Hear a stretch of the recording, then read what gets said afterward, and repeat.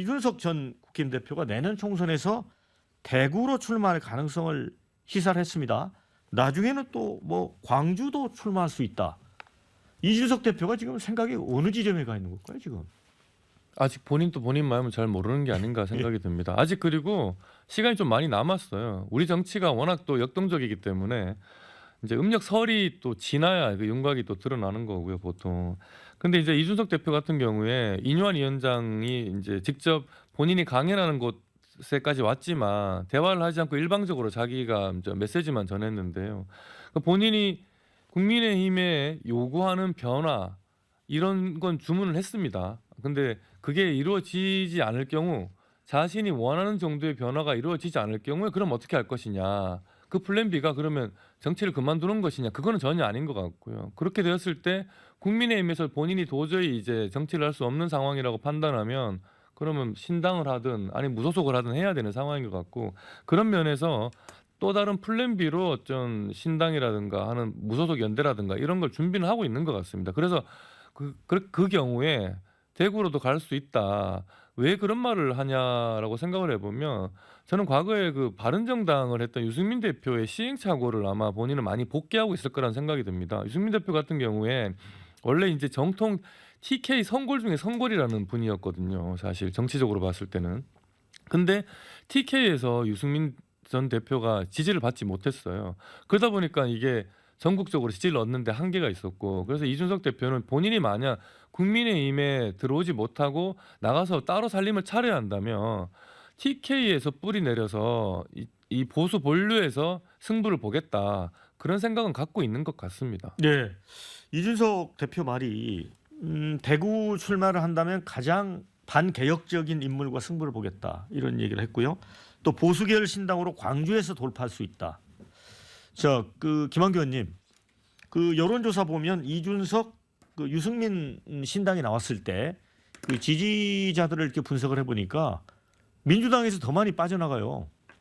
어떻게 보세요? 아니 뭐 그런 여론조사도 있는데 지역마다 좀 다른 것 같아요. 전체적으로는 이준석 대표를 지지하는 분들이 소위 말하는 뭐 스윙 보터일 수도 있고 젊은 층일 수도 있고 수도권의 화이트 칼라일 수도 있는데 이분들이 2017년 대선과 2020년 총선에서는 저희 쪽을 지지했다가 네. 그 뒤에 뭐 서울시장 선거라든지 작년 대통령 선거에서는 국민의힘을 지지한 그리고 나서 지금은 다시 지지를 철회하고 약간 관망하고 있는 이런 분들이 많은 것 같거든요.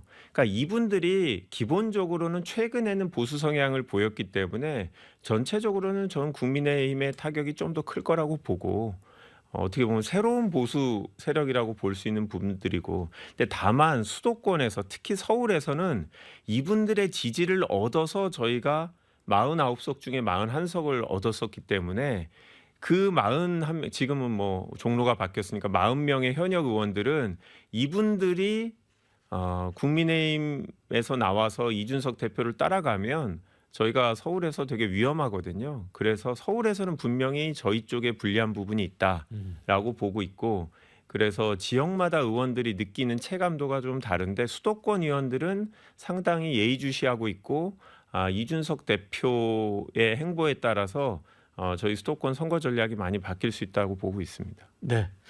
자, 이제 이런 가운데 새로운 선택 창당준비위원회 대표 금태섭 전 의원 여기도 이제 제3당을 이제 추진하고 있는 분이죠. 자, 그런데 이제 김종인 전 대표를 중심으로 해가지고 이 금요연석회의라고 있습니다. 금전 의원이 주도를 하고 있는데 이 초당파적 성격의 모임인데 이상민 더불어민주당 의원도 여기 참여를 하고 있어요. 근데 이분들 중심으로 해서 뭐 양양자 전 의원까지 양양계 의원까지 포함해서 빅텐트가 만들어지는 거 아니냐. 이럴 경우에는 뭐 어느 특정 정당이 아니라 뭐 새로운 돌풍이 불 수도 있는 거 아니냐. 요즘 이제 여야의 극단 정치에 실망하는 사람들이 있는 건 사실이거든요. 네. 예. 지금 저희 국민의힘이나 지금 민주당이나 그 지지층의 충성도가 그렇게 강한 것 같지는 않습니다. 그 두 당 모두 사실 호감보다는 비호감이 더 큰 것 같고요. 그래서 지금 새로운 세력이 사실은 나타나기 딱 좋은 상황인 것 같긴 합니다. 제가 봐도. 근데 이제 문제가 지금까지 우리나라의 저희 보수 쪽에 이제 국민의힘이나 이제 민주당과 두 거대 양당 외에 또 다른 3당이 나타나고 할 때는 어느 정도 몇 가지 요건이 충족이 돼야 되는데, 하나는 대권 주자급 지도자가 있느냐, 그리고 어떤 특정한 지역적인 지지 기반이 있느냐. 그렇지 않다면 특정한 그 세력의 지지를 받느냐, 뭐 이 정도가 받쳐줘야 되는데, 지금 그 정도로 전국적으로 이렇게 대중성을 갖추고 대권 주자로서 이제 부각될 수 있는 인물이 과연 있을 것이냐. 그럼 이준석 대표가